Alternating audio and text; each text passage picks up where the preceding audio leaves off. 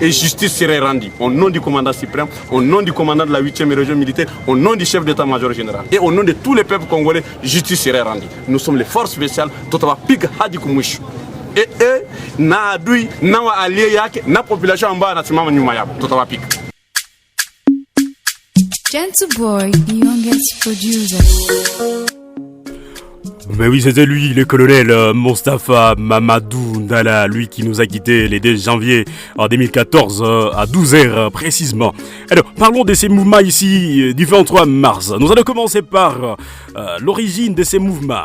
Après l'arrestation du général Laurent Kunda en janvier en 2009, un traité de paix était conclu le 23 mars 2009 entre les Congrès national pour la défense du peuple en centre de paix et le gouvernement de la République démocratique du Congo. L'accord prévoyait la libération des prisonniers, la transformation du centre de paix en parti politique. Le retour des réfugiés se trouva dans les pays limitrophes de la RDC et dont sont ici la grande majorité des rebelles. L'intégration des civils membres du centre de paix au sein des institutions gouvernementales ainsi que l'intégration des forces du centre de paix de l'armée congolaise. Les ex-membres militaires du centre de paix ont été soupçonnés d'abuser de leur position dans l'armée pour contrôler les trafics des minéraux. Ce qui a conduit le gouvernement de la République démocratique du Congo à muter les militaires ici du centre de paix dans d'autres régions de la RDC, estimant que ceci violait les accords du 1-23, les accords du mouvement du 23 mars 2009. Ils se sont mutinés en avril 2012. Parlons de l'organisation et dirigeants de ces mouvements. Le 17 août 2012, les concrets du mouvement du 1-23, nommé président du mouvement Jean-Marie Runiga Luguerero, un ancien du centre de paix originaire du site Kivu. Le colonel Sultani Makenga était nommé chef du haut commandement militaire, devenu rapidement général des brigades.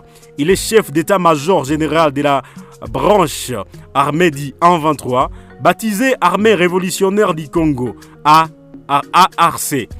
Il a été placé le 13 novembre par les États-Unis sur leur liste noire Carteni pour responsable d'erreurs à grande échelle contre les civils. Mais en mars 2013, des désaccords et des combats ont éclaté au sein du 1-23 entre les partisans de Sultani Makenga et ceux de Jean-Marie Runiga, après que celui-ci eut été remplacé à la tête du 1-23 politique par Beta Bissimwa, ancien porte-parole du 1-23. Pour les autorités de Kinshasa et certains observateurs, l'un des organisateurs, sinon le véritable chef du mouvement serait en fait le général Bosco Ntaganda, surnommé Terminator, un chef de guerre accusé par la Cour pénale internationale de recrutement d'enfants soldats et de crimes de guerre et de crimes contre l'humanité. Selon les rapports préliminaires faits par le groupe d'experts des Nations Unies pour les Congo et remis en juin 2012 au Conseil de sécurité des Nations Unies, le 1-23 aurait été créé à partir de la fusion des deux groupes des militants dirigés respectivement par le général Ntaganda et le colonel Makenga, mais le rôle exact du général Ntaganda dans la création et les activités du 1-23 restent obscures et contestées. Celui-ci dit ne pas être impliqué dans les défections des membres du CNDP. Parlons des accusations sur le rôle du Rwanda dans ces mouvements ici du 1-23. Alors attention, le Rwanda, notre pays limitrophe, le pays limitrophe de la RDC, est accusé par plusieurs organisations en disant que ces pays soutiendraient ces milices. Les rapports au Conseil de sécurité des Nations Unies montraient en détail en 2012 que les 1-23 bénéficiaient d'un soutien important militaire, financier et politique de la part des membres hauts placés du gouvernement rwandais, y compris du ministre de la Défense et du chef d'état-major de la Défense du Rwanda. Assistance directe à la création du 1-23 à partir du territoire rwandais, recrutement effectué par les forces rwandaises de défense pour les comptes du 1-23. Appui logistique des forces rwandaises de défense au 1-23. Implication directe des responsables rwandais des hauts rangs dans la mobilisation de l'appui au 1-23.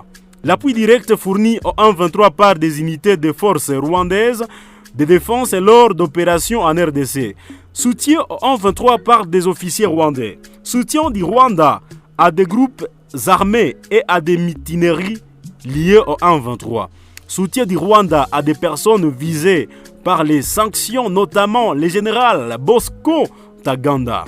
Le gouvernement rwandais a catégoriquement nié les allégations selon lesquelles le Rwanda soutiendrait le 1-23. Certaines autorités rwandaises pourraient être considérées comme complices des crimes de guerre en raison de l'appui militaire continu qu'elle apporte aux forces du 1-23. Selon l'ONG Human Rights Watch, Félix Tshisekedi, président de la République démocratique du Congo, a accusé le 5 juin 2022 le Rwanda de soutenir le 1-23. En août 2022, un rapport de l'ONU confirme les liens entre le 1-23 et le Rwanda.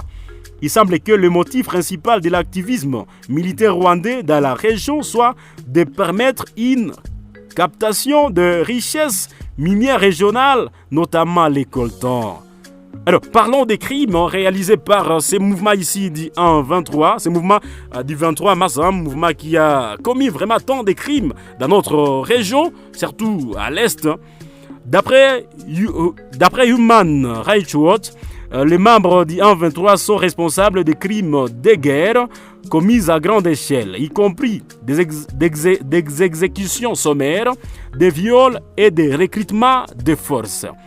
Le journal Libération rapporte que certains témoignages apportés par les chercheurs de l'organisation Human Rights Watch étaient obtenus sur base de compensations financières versées aux habitants de la ville de Goma. De graves exactions des droits de l'homme ont été commises aussi par les forces gouvernementales à Goma et à Minova. Une enquête de la MONUSCO, mission des Nations Unies en RDC, a permis de recenser au moins 126 femmes violées par ces mouvements ici du 1-23. Alors, essayons de parler de la chronologie, certaines dates qui caractérisent ces mouvements. Commençons par cette date ici, importante pour ces mouvements et pour nous qui sommes des Congolais, parce que l'histoire reste toujours universelle, l'histoire en parle. En juillet 2012, les 1-23 contrôlaient deux villes, Bunagana et Rutshuru, à la suite d'une médiation entamée en août par la conférence internationale de la région des Grands Lacs à Kampala. Les deux camps restaient plus ou moins sur leur position, d'où à la mi-octobre respectant une trêve précaire et mêlée d'accrochage entre les 1-23 d'une part et les FARDC, où la MONUSCO d'autre part. Le 9 novembre, la RDC lance un ultimatum de 14 jours au 1-23 pour désarmer. Les combats reprennent dans le territoire de Rutshuru, au nord de Goma, tenu par les 1-23.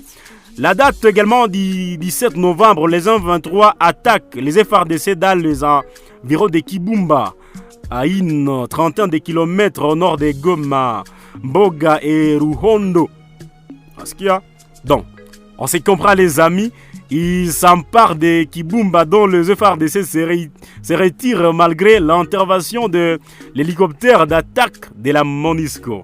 Parlons également de la date du 20 novembre. Le Conseil de sécurité adopte à l'unanimité la résolution 2076 en 2012 dans laquelle il demande le retrait immédiat du 1-23 de la ville de Goma. Parlons également de la date du 22 novembre, la ville de Sake à l'ouest de Goma. Le 22 novembre 2012, j'ai dit bien la date, la ville de Goma et Sake à l'ouest de Goma tombe sous le contrôle du 1-23. Pour finir, parlons de la dissolution du mouvement du 23 mars. Alors, c'est un mouvement qui a trouvé naissance au Rwanda. C'est un mouvement né au Rwanda par la complicité de certains membres du politique rwandais. Alors, ce mouvement a un déclin en fait, a une chute. Alors, parlons de sa dissolution. Le 7 mars 2013, lors des congrès de la rébellion, l'ancien porte-parole Bertrand Bisimwa est nommé président du 1-23 à la place de Jean-Marie Runiga.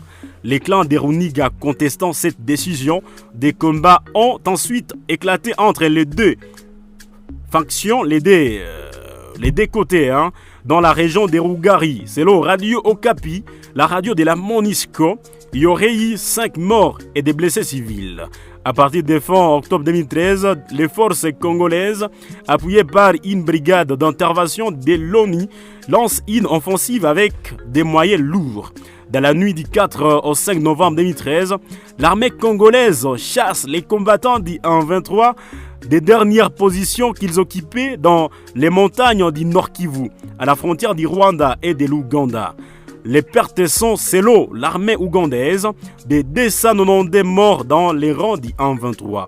Le 5 novembre, le 1-23 déclare qu'elle dépose les armes et 2 jours plus tard, environ 1500 membres du 1-23 se rendent aux autorités de l'Ouganda après l'échelle de l'élaboration d'un premier document commun sur un accord débat début novembre. La RDC et les 1-23 signent le 12 décembre à Nairobi un accord de paix qui confirme la dissolution du 1-23.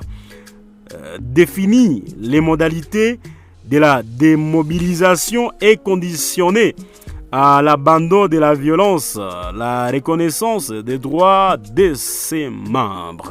Madame, Monsieur, c'est tout